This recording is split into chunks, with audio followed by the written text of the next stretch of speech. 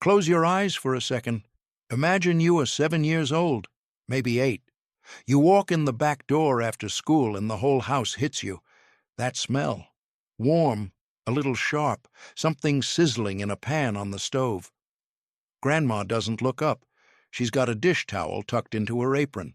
She's turning something in a cast-iron skillet, and it's making that soft hissing sound, the kind that feels like a hug. You don't even ask what it is. You just drop your bag by the door and pull up a chair. It's fish. It's always fish on a certain night. And you don't know why yet, but that plate she sets in front of you is going to be one of the best things you ever eat in your life. Here's what's strange. Grandma never used a recipe. She never watched a cooking show. She didn't have fancy ingredients or special tools. She had a pan, a little butter, some fish, and a lifetime of knowing exactly what to do.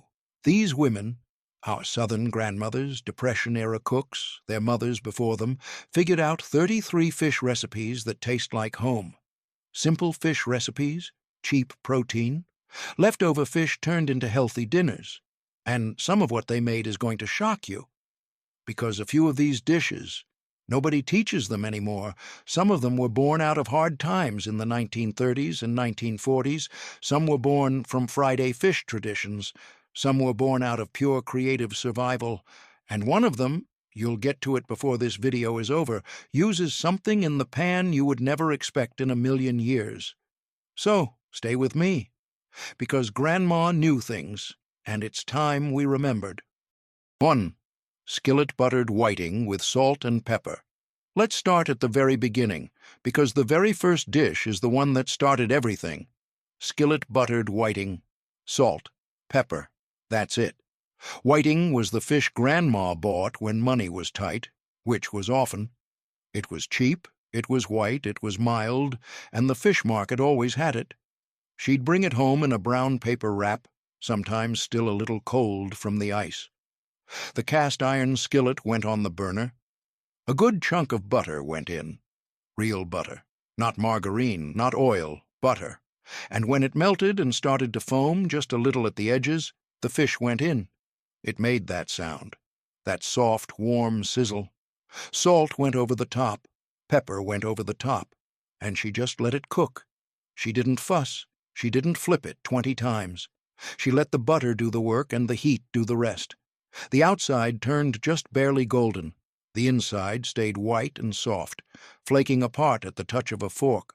The butter soaked into the flesh and made it taste like something far more expensive than it was. No sauce, no sides needed, just the fish, the butter, the seasoning, and a piece of bread to push it around the plate. This was the foundation of everything you're going to see today. Simple, honest, perfect in a way that most complicated recipes never quite reach. And just wait, because what comes next is going to make you stop and say, wait, that actually works? 2. Baked pollock with cracker dust. Pollock was the fish that nobody bragged about and everybody ate. It was mild, it was plentiful, it was cheap enough that you could feed a full table of kids and still have change left over. And Grandma? She figured out how to make it taste like something special.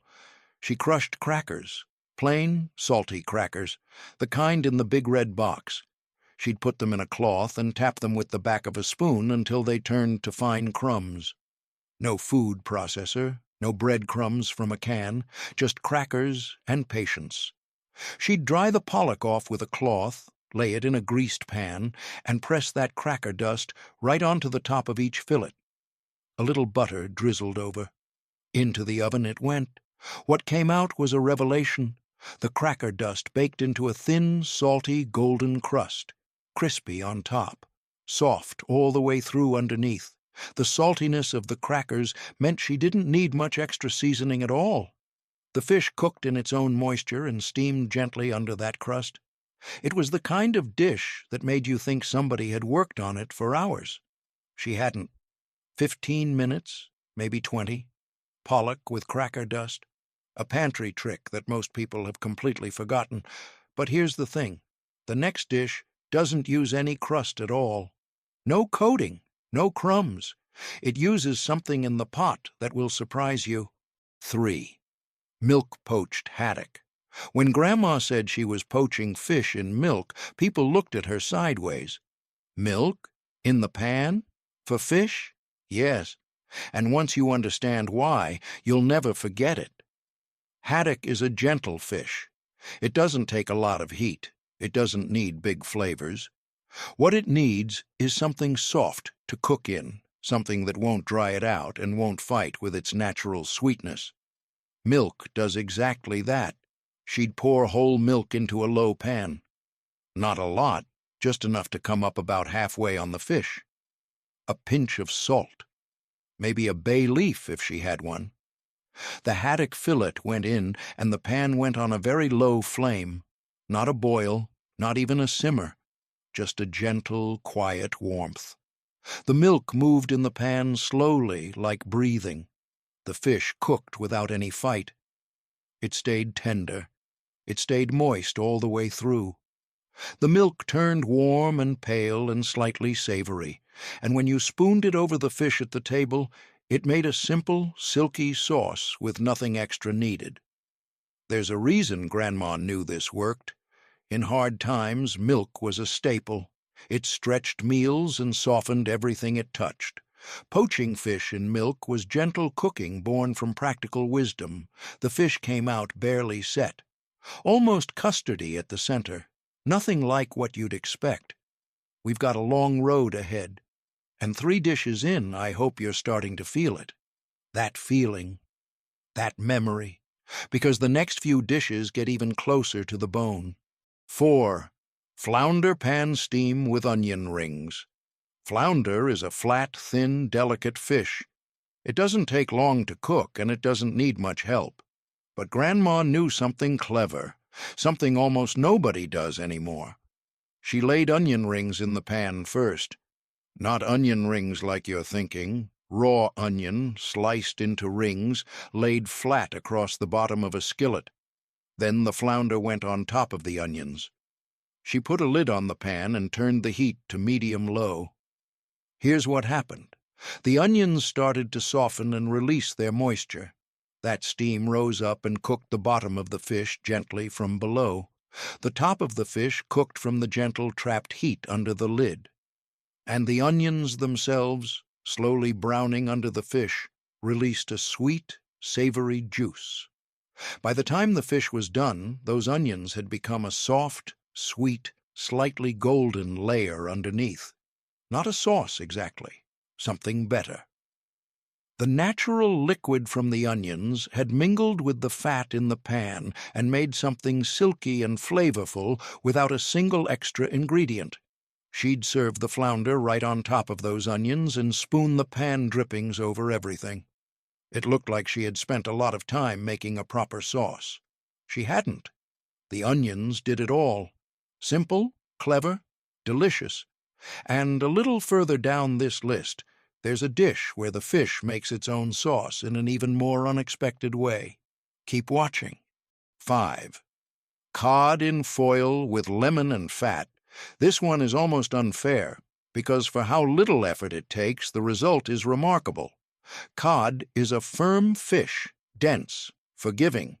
It can take a little more heat than something like flounder or haddock, and that makes it perfect for this method. Grandma tore off a sheet of foil.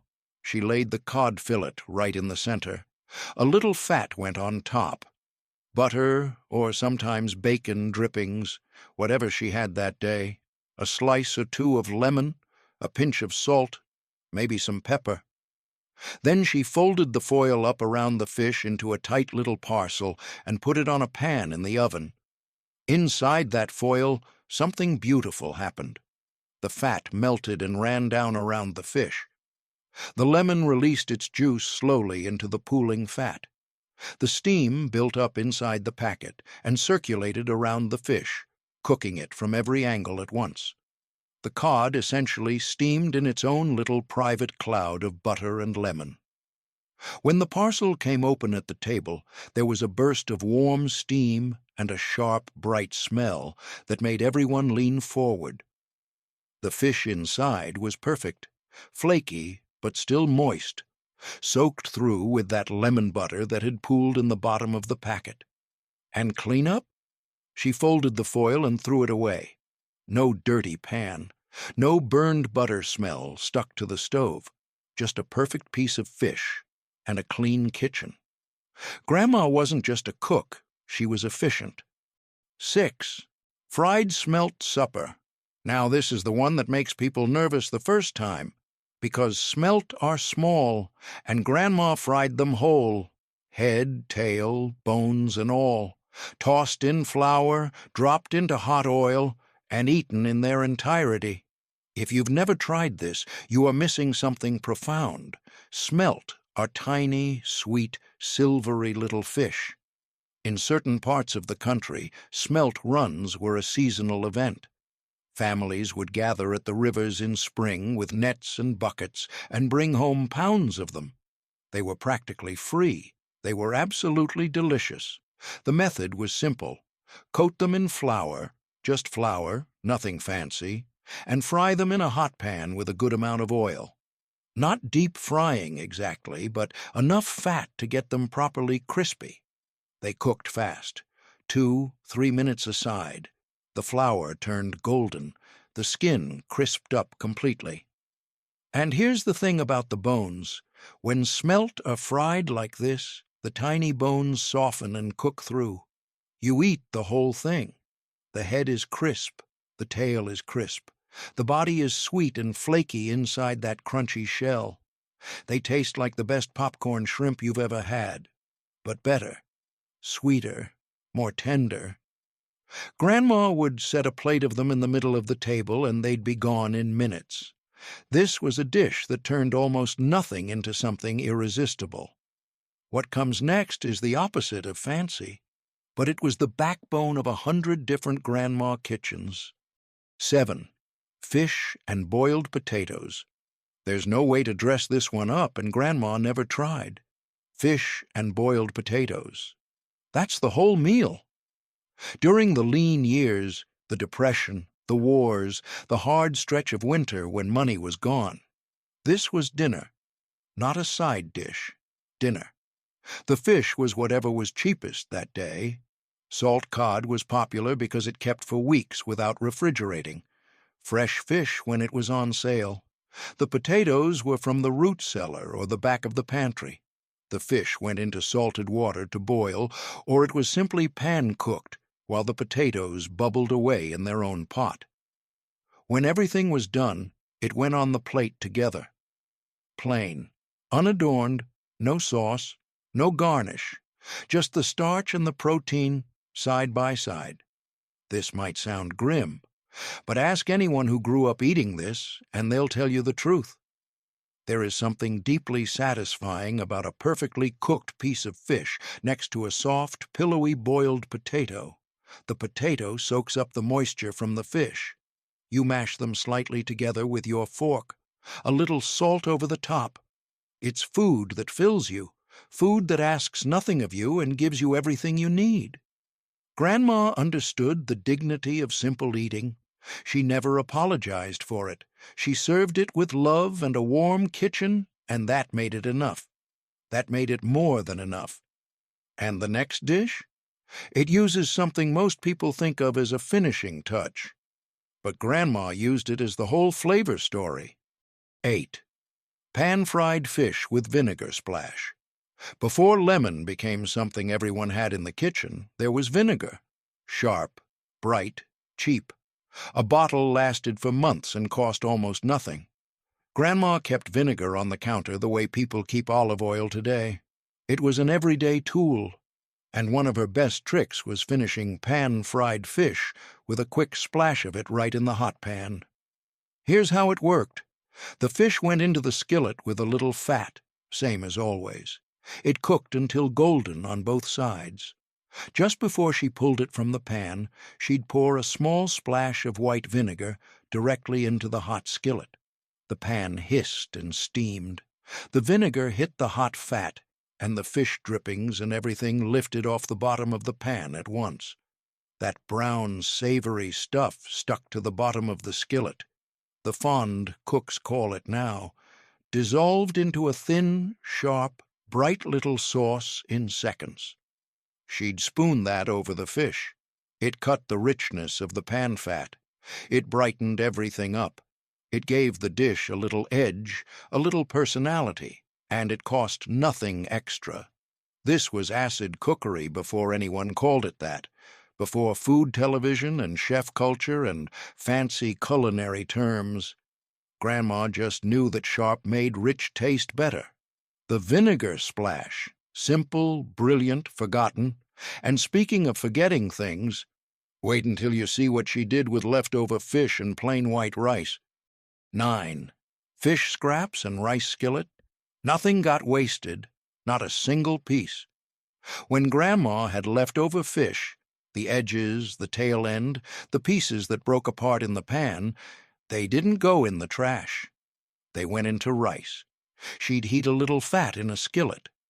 Leftover rice went in first, spread flat, let to warm through and get just a little crispy on the bottom. Then the fish scraps went in, flaked apart gently with a fork, scattered across the rice, stirred in softly. A little salt, maybe some pepper or a pinch of paprika if she was feeling rich. That was the dish. It sounds humble because it is humble. But something magical happens when flaked fish mixes with warm, slightly crispy rice in a hot pan. The fish absorbs the heat and becomes silky all over again. The rice soaks up the fish flavor. The whole thing becomes something cohesive and satisfying in a way that's hard to explain until you eat it. This was not a recipe in any cookbook. It lived in Grandma's hands, in her instinct, in her refusal to let anything good go to waste. It was also the kind of dish that made a plate feel like a real dinner, even when you were stretching, even when there wasn't much left. Fish scraps and rice, a skillet supper born from necessity and kept alive by love. The next dish is one of the most dramatic-looking things on this entire list, and it uses something in the pan that costs almost nothing. 10. Broiled white fish with paprika oil. This one was Grandma's trick for making a Tuesday feel like a Sunday. Paprika oil. That's the secret. She'd stir a generous pinch of paprika into a small spoonful of oil or melted butter. The oil turned a deep, brilliant orange red. Just from the paprika.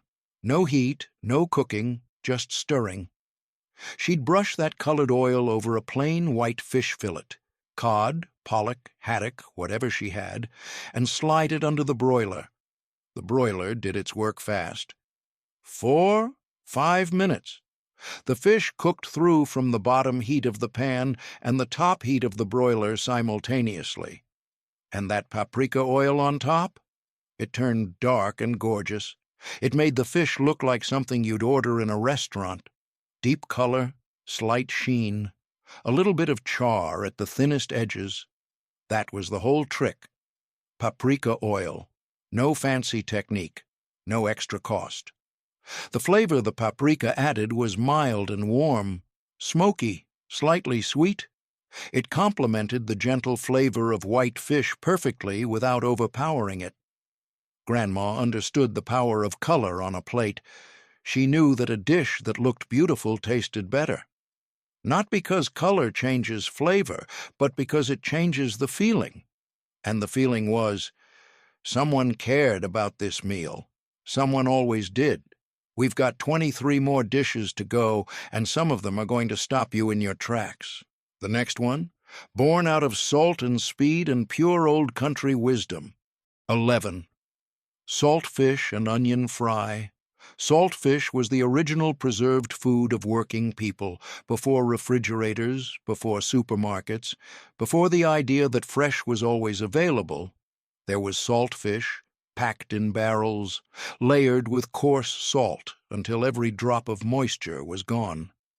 Kept in the pantry for weeks, months, all winter if needed. To use it, you had to bring it back to life. Most recipes will tell you to soak saltfish for 12 hours, 24 hours, change the water multiple times. Grandma didn't always have that kind of time. Her quick soak was simple. Cold water in a bowl, the fish submerged, left for an hour or two, enough to pull some of the salt out, not all of it, not by a long shot. Then she drained it, patted it dry, and fried it in a pan with sliced onions. The onions did something important here. They released their own moisture and sweetness as they cooked, and that sweetness counterbalanced the remaining salt in the fish. Together, they balanced each other. The fish brought salt, the onions brought sweet, the pan brought heat, the fat brought richness. The result had a sharp, savory intensity that modern cooking rarely achieves. A little too salty for today's palates, maybe, but deeply flavorful, layered, real. This was immigrant food at its most resourceful, carried across oceans, kept alive in tenement kitchens, cooked on Friday nights in houses all over this country. It deserves to be remembered. 12. Fish baked in cream. No roux, no thickening, no technique required. Just fish, just cream, just a baking dish and an oven. This sounds indulgent, and in a way it was. Cream was a luxury in many households. But when Grandma had it, she used it beautifully. She'd lay the fish fillets in a buttered baking dish, pour heavy cream right over the top, just enough to come halfway up the sides of the fish. A little salt, sometimes a pinch of nutmeg, which sounds strange but works in a quiet way. Into the oven, medium heat. The cream would begin to bubble at the edges, then slowly reduce as the fish cooked. The natural gelatin released from the fish mingled with the cream and thickened it slightly on its own, without any help. By the time the fish was done, the cream had become a loose, silky sauce, not thick, not heavy, something light and rich at the same time, tasting of warm dairy and the faint sweetness of the fish. No straining, no finishing. She just spooned it right from the baking dish at the table. It looked and tasted like restaurant cooking, the kind of thing you'd pay $15 for without blinking. The dish cost almost nothing to make. And cleanup was a single baking dish. Grandma called it practical. We'd call it genius. What follows next is so simple it might make you laugh. But stay with it, because simple has a power all its own. 13. Cold leftover fish with bread and butter. There was no shame in cold fish, not in Grandma's house. She served it the next day, straight from wherever it had been resting overnight, and it was dinner. No reheating, no reinventing, no apology. Cold fish and bread and butter. That was it. The fish from the night before, whatever kind it was, however it had been cooked, came out to the table on a plate. The bread was sliced. Real butter was at room temperature. Maybe a little mustard on the side if there was any. Here's what nobody tells you about cold fish. It actually tastes different in a good way the next day. The flavors settle and deepen overnight. If there was any butter or fat in the original cooking, it had soaked all the way through the fish by morning. The flesh was firmer, but still moist. You tore a piece of bread. You buttered it. You took a piece of the cold fish with your fork and laid it on the bread or ate it separately, bite for bite. It was quiet food, a simple supper. The kind that asked nothing of the kitchen and gave you time to sit down and breathe after a long day.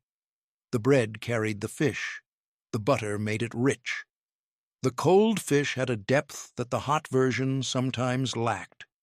Grandma wasted nothing and rushed nothing. This dish was proof of both. 14. Fish flake gravy over toast. This is the one that surprises people most, because it sounds like an accident and it eats like a revelation. Fish flake gravy over toast.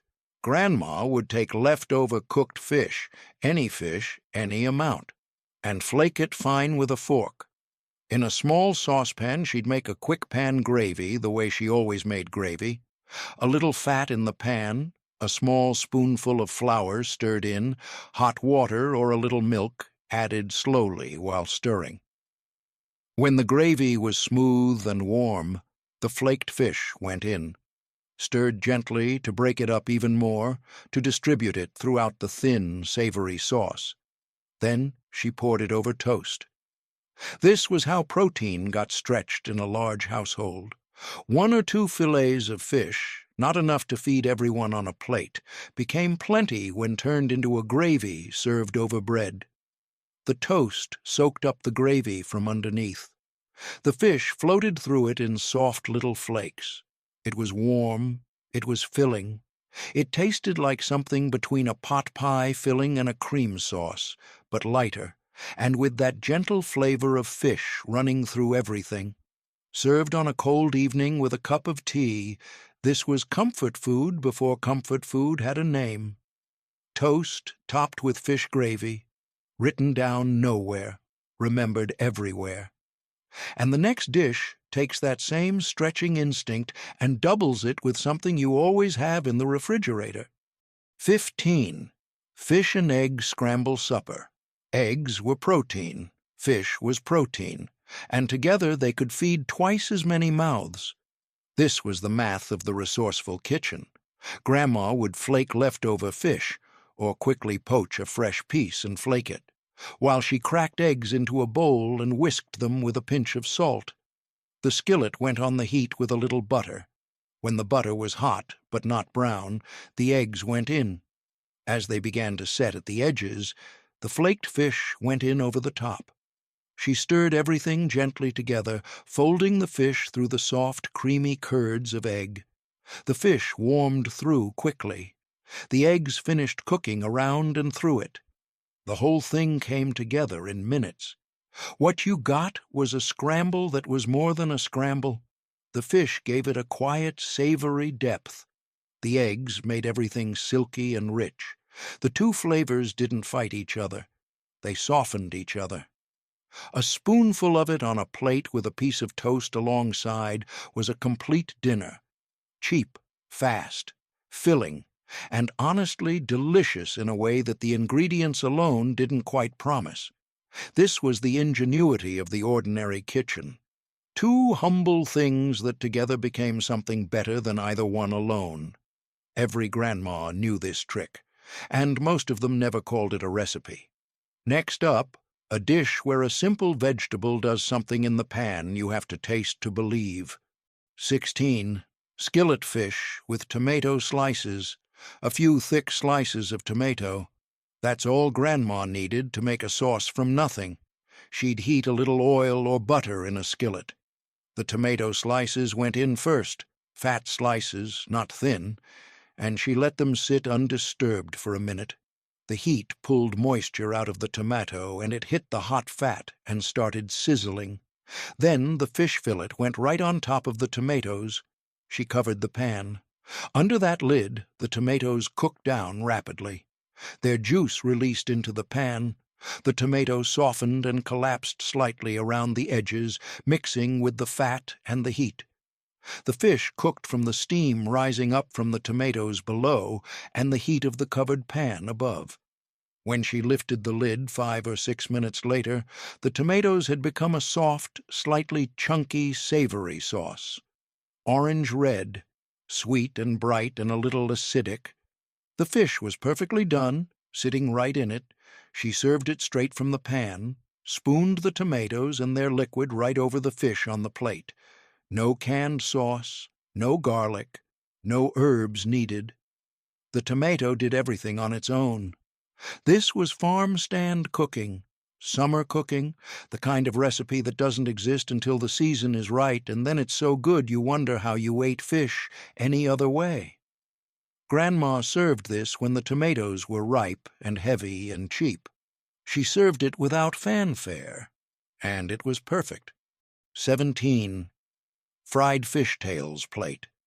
The fish market had a bin, the tail ends, the odd-shaped cuts, the pieces that didn't look like proper fillets, the scraps that came from breaking down a larger fish.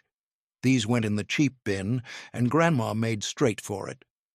Fish tails were more flavorful than the fillet center. The flesh near the tail is slightly darker, a little richer, a little more intensely flavored because those muscles worked harder. And the skin on a tail, when properly fried, crackled like a potato chip. She'd flour them. Basic flour, same as the smelt, no egg wash, nothing fancy. Into a pan with hot fat they went, skin side down first. That skin crisped immediately. She let it go until it was truly golden and hard, then flipped everything over and finished the other side. The tails came out with crackling edges and juicy, flavorful meat inside. The awkward shapes didn't matter. In fact, the irregular cuts meant more surface area, more crust, more crunch. She piled them on a plate in the center of the table. Everyone grabbed and ate with their hands. The skin snapped. The flesh pulled away easily. There was nothing refined about it, and everything wonderful. The cheap bin, the overlooked cuts, turned into a meal that people remember decades later. This is what Grandma understood. Value is not the same as price. Some of the best things cost the least. We've hit the halfway mark, and trust me, the second half has some of the most unexpected dishes you've ever heard of, starting with one that is about as old-fashioned as it gets. 18. Fish boiled in salt water and served plain. This is the oldest preparation on this entire list, older than frying, older than baking. Fish, water, salt, heat. That's all. Grandma would fill a pot with water and salt it heavily. More salt than you'd expect. More salt than feels right. The water should taste almost like the sea. That's the key. That's what most people miss when they try this now. The fish went into the salted water and was brought to a gentle simmer. Not a hard boil, a simmer. It cooked quietly for just a few minutes until it was opaque all the way through. She lifted it out and put it on the plate. That was dinner. No sauce, no garnish, no finishing butter. Just the fish, gently cooked, salted through and through from its time in the water. This sounds austere, and it is. But there is a particular, clean, honest flavor that comes from this method that no other cooking technique produces. The fish tastes purely of itself. All you taste is the fish. If the fish is good, and it should be, that's the whole point. It needs nothing else. Fishermen cooked this way for centuries on boats. Working people cooked this way at home. It was food stripped to its bare truth. What is this fish, really? What does it taste like on its own? Plain boiled fish answered that question every time. Simple doesn't always mean lesser. Sometimes it means truer. 19. Fish and onion sheet pan bake. Before anyone called it sheet pan cooking, Grandma was doing it on a jelly roll pan she'd had for 30 years. She'd slice onions thick, not thin. Thick rings or wedges that would hold their shape in the oven. She spread them across the pan with a drizzle of oil or a few pats of butter, a good pinch of salt. The fish went right on top of the onions. Everything into the oven together. The onions cooked slowly under the fish, protected from the direct heat of the pan. They softened and sweetened gradually, becoming silky and golden. Their moisture rose upward and gently steamed the underside of the fish, while the top of the fish dried slightly and took on a faint golden color. The drippings from the fish, that slight, savory fat that released as it cooked, dripped down into the onions and flavored them. By the end, the onions had absorbed fish flavor. The fish had absorbed onion steam. Everything in the pan had cross-pollinated into something more interesting than the sum of its parts. She served it all together, fish on onions, pan drippings, spooned over. One pan, one oven, no watching, no stirring. Grandma understood that the oven could do the hard work while she rested her feet or set the table or helped someone with their homework. Smart cooking, patient cooking, and the very next dish doesn't even use an egg wash. No liquid at all, just one dry dip and into the pan it went. 20. Cornmeal crusted fish with no egg. Most frying recipes tell you to dip fish in egg before the coating. The egg acts as glue, makes the crust stick. Grandma skipped the egg entirely. She used cornmeal, plain, coarse, yellow cornmeal, and instead of an egg wash, she dried the fish as completely as she could, patted it with cloth until the surface was almost chalky, and pressed it straight into the cornmeal. The surface moisture of the fish was enough to hold the cornmeal on. Just enough. And the drier the fish going in, the crispier the crust coming out, into a skillet with a good amount of hot fat, cornmeal side down first. What happened was remarkable. The cornmeal crust set almost instantly on contact with the hot fat. It crisped into something deeply golden, with a texture that was more crunch than crumb. Rougher, more rustic, more honest. The inside of the fish steamed gently inside that crust. Cornmeal-crusted fish has a long history in the American South, particularly along rivers and lakes where catfish and perch were caught fresh and cooked the same day. But Grandma's version, no egg, dry coat only, was even simpler than the traditional recipe. It worked because of physics she never thought about and didn't need to. Moisture plus heat plus cornmeal equals crust. That's all. The flavor of the cornmeal itself, slightly sweet, slightly nutty, added something that breadcrumbs never quite manage. Old-fashioned and perfect. 21. Fish with melted butter and breadcrumbs. This is one of the few dishes on this list where the finishing touch goes on after the fish is done cooking, and that detail changes everything. Grandma would cook the fish first, baked plain or pan-cooked simply, and set it on the serving plate. Then she turned her attention to the breadcrumbs. In the same pan the fish had come from, or in a clean small pan, she melted butter over medium heat. Fresh breadcrumbs went in, not the fine powder from a can, but crumbs she'd made herself by tearing and rubbing old bread. Coarse, a little ragged.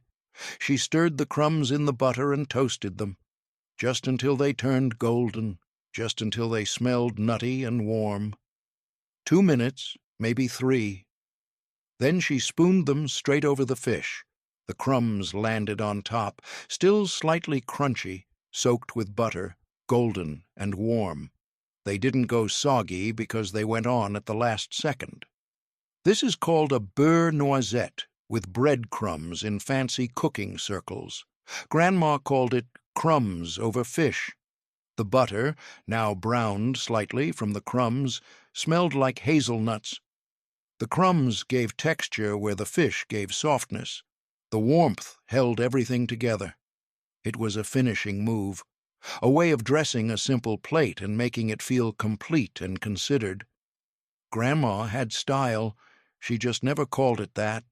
22. Fish and cabbage pan simmer. 2 ingredients, 1 pan, an entire meal.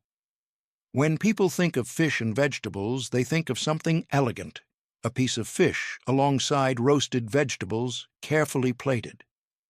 That's not what this is. This is Grandma's version. Which is better?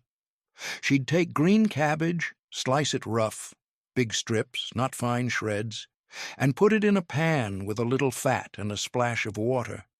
She'd let it start to soften and steam, stirring occasionally. The cabbage released its own moisture as it cooked, and that kept things going in the pan. When the cabbage was halfway done, still a little firm, slightly wilted, beginning to turn sweet from the heat, the fish went in. Laid right on top of the cabbage. She covered the pan. The steam from the softening cabbage cooked the fish from below. The lid trapped everything inside. The cabbage kept going soft underneath. When the fish was done, she'd gently flake it apart right in the pan and stir it lightly through the cabbage. Fish and cabbage mingled together, flavored by each other's steam. Cabbage has a natural sweetness when cooked. That sweetness worked beautifully with the mild flavor of white fish.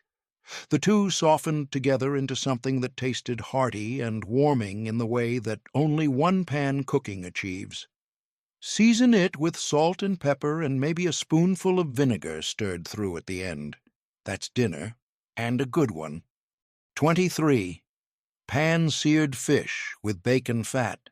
Every kitchen had a jar, a mason jar, or a coffee can with a lid, or a ceramic crock near the stove. That was where the bacon fat lived. Every time Grandma cooked bacon, she tilted the pan and poured the rendered fat through a strainer into that jar. She kept it at room temperature or on the counter near the stove. It was always there, ready. And when it was time to cook fish, she reached for that jar. A spoonful of bacon fat into the skillet, let it melt and heat until it shimmered. Then the fish. Bacon fat is not neutral. It has a flavor, smoky, savory, faintly sweet, deeply porky, and when you cook a mild white fish in it, that flavor transfers in the most gentle and wonderful way. The fish doesn't taste like bacon, but it tastes like something more complex than it started as. The outside of the fish crisped up quickly in the bacon fat. That fat runs hotter and cleaner than butter, which means a better crust in less time. The inside stayed moist, and the smell that came off that pan was extraordinary. Warm, savory, the kind of smell that brings people from the other room without anyone calling. Bacon fat was a condiment and a cooking medium and a flavor agent all at once. And it cost nothing because it came free with the bacon. Grandma used everything. She threw nothing away. And in this case, what she saved made dinner taste like something else entirely.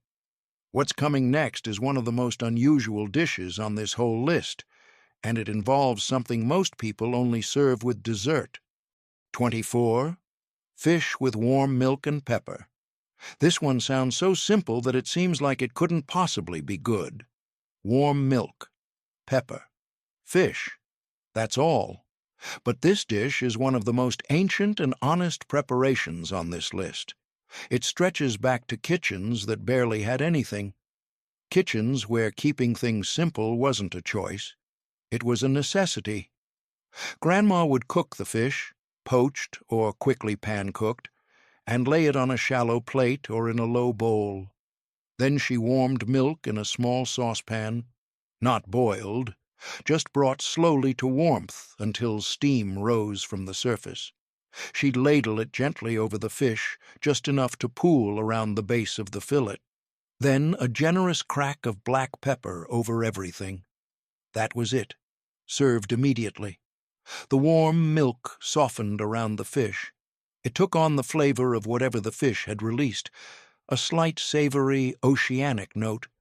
The pepper cut through the gentle richness of the milk and gave the whole bowl a little edge. This was invalid food, historically. The kind of meal brought to someone sick in bed, or fed to the very young or the very old. It was designed to nourish without demanding too much from the body, but healthy people ate it too. On quiet evenings, when there wasn't much in the house. It tastes like being taken care of. That's not nothing. In fact, it might be the whole point. 25. Fish and leftover vegetable toss, the refrigerator door. That's where Grandma looked first. What was in there from yesterday? The day before? A spoonful of cooked carrots, half a cup of green beans, a few boiled beets maybe, some corn still on or off the cob. Whatever was left from earlier in the week, sitting in small bowls or wrapped in cloth. It all went into the pan. She'd warm the leftover vegetables in a skillet with a little fat, just to heat them through and get them slightly sizzling at the edges. Then the fish, freshly cooked and flaked, or left over and warmed, went in over the top. Everything stirred together once or twice. What came out was different every time. That was the beauty. Monday's version might be fish with corn and green beans. Wednesday's might be fish with carrots and potatoes. Fridays might be 3 different vegetables that had no business being together, except that they all needed to get used. The rule was, warm vegetables and fish share a pan well. They don't fight, They don't compete. The fish gentled everything down, and the vegetables gave bulk and sweetness and texture. Salt over the top. Maybe a splash of vinegar or a pat of butter stirred through at the end to bring everything together. This dish was never planned. It couldn't be. It required a refrigerator that was being used, a household that cooked regularly, and a grandma who saw potential where others saw leftovers. It was the most practical dish on this list, and some weeks the most delicious. 26. Skillet fish with mustard butter. 1 spoonful of mustard, stirred into butter, fast, over heat. That's all Grandma needed to turn an ordinary fish night into something people asked for again. She'd cook the fish in the skillet the usual way. Butter, medium heat, golden on both sides. When the fish came out, she set it aside on a plate for just a moment. The pan stayed on the heat. A fresh knob of butter went in and melted fast in the hot pan. Before it could brown, she added a spoonful of mustard, the sharp, brown, grainy kind, not the yellow ballpark mustard, and stirred it quickly with a wooden spoon. The butter and mustard came together into a loose, pungent, bright sauce in seconds, slightly grainy from the mustard seeds, sharp and rich at once. She poured it straight over the fish, immediately, before it could cool or separate. The mustard butter cut right through the mildness of the white fish. It added a warmth and a sharpness that no herb or spice on the shelf quite replicated. It made the dish feel bold without overwhelming anything. This was a trick borrowed from old European cooking. French kitchens have used mustard with fish for centuries, but Grandma didn't know that. She just knew it tasted good. 1 pan, 1 spoonful, 1 stirring motion, and one of the most flavorful fish preparations on this entire list. The next dish uses something that most people pour down the drain without a second thought. 27. Fish and rice water pot. When Grandma cooked rice, she didn't drain the pot the way most people do now. She used the water. Rice releases a starchy, slightly silky water as it cooks. That water is not flavorless.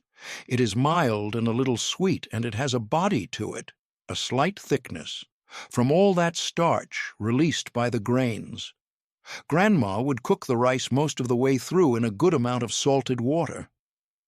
When the rice was nearly done but still had a bit of liquid left in the pot, she'd nestle the fish pieces right down into that starchy water on top of the rice.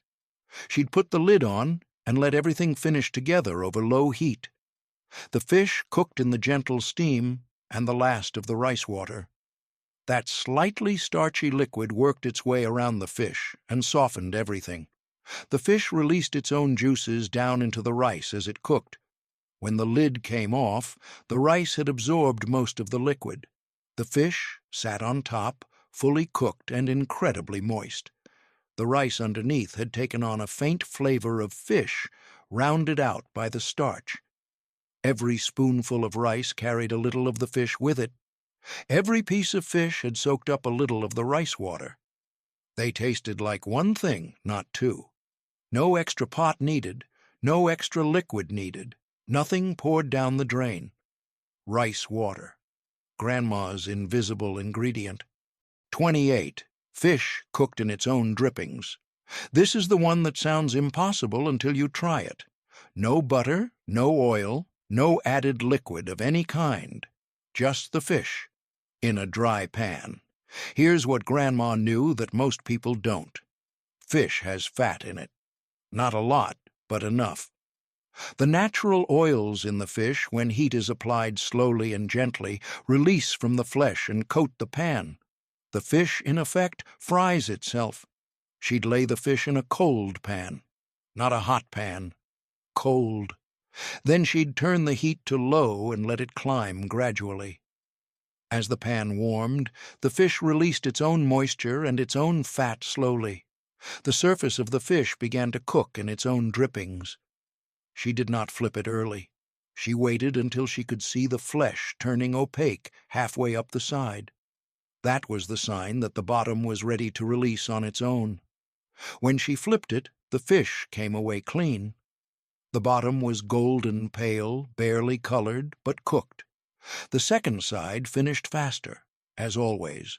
What you got was fish cooked entirely in itself, its own fat, its own moisture, its own quiet process.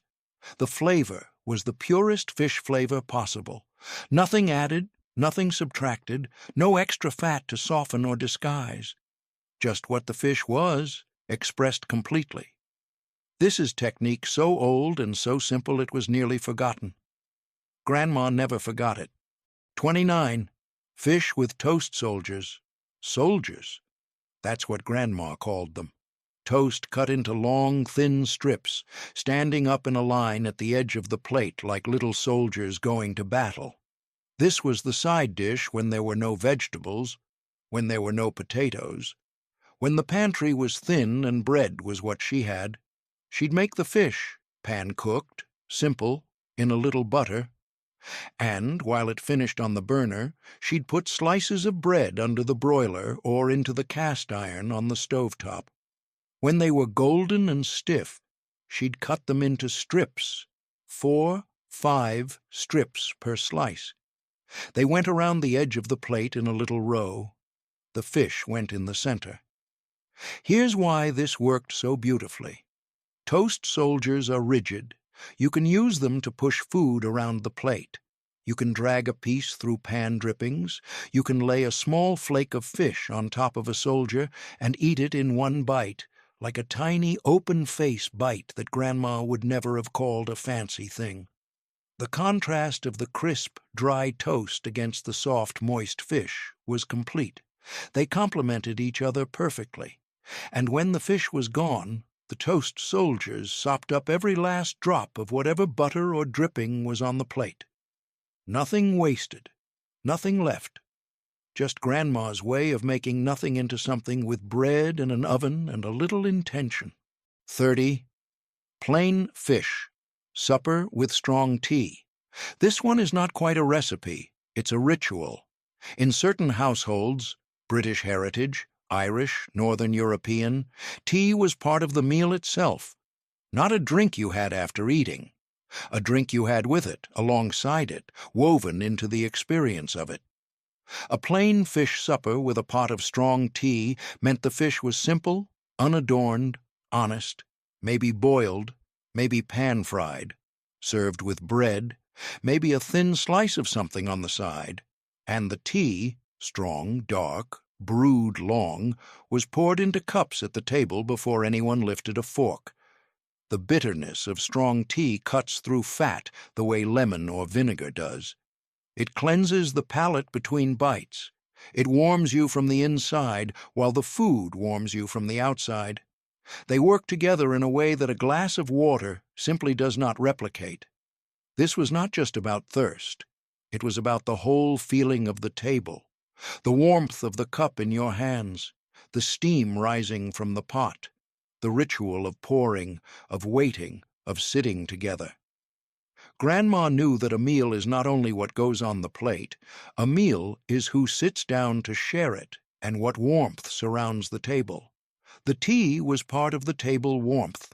As essential as the salt, as important as the bread, simple fish, strong tea, good company.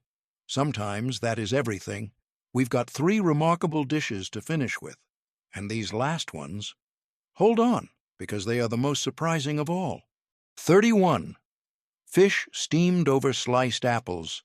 Of all 33 dishes on this list, this is the one that stops people cold. Apples, under fish, in a pan. It sounds like a mistake. It is not a mistake. It is one of the most quietly genius things Grandma ever did in a kitchen. She'd core an apple and slice it into rings, not too thin, not too thick. She laid those apple rings flat in the bottom of a covered pan with just a touch of butter. Then the fish went on top of the apples, lid on, heat low. As the apples cooked under the fish, they softened and released their juice. That juice, sweet, slightly tart, fruited, mingled with the butter in the bottom of the pan, and steamed upward into the fish as it cooked above.